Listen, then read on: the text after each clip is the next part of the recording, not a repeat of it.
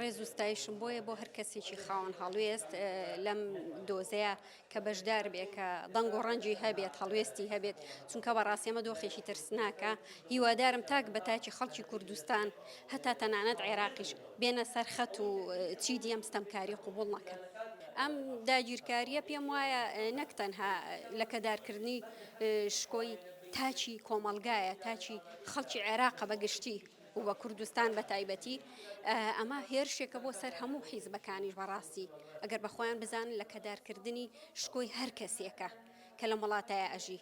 نابێ قابلی قوبوڵ یعنی بەڕاستی ژن تەنانەت مناڵ پیا و هەموو تاچێکی کۆمەلگا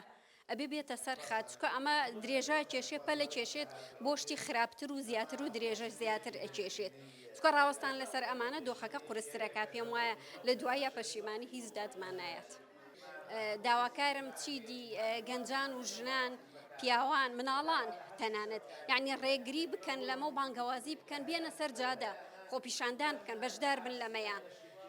پێم وایە جێگەی خۆی گرێت هەڵوێست وەرگرتن شتێکی جوانە و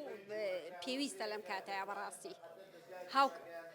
یعنی هیوادارم کە ئەمە بکرێت لە هەموو لایەکێک و لە هەموو خێزانێکەوە بچێتە ناو ماڵەکانەوە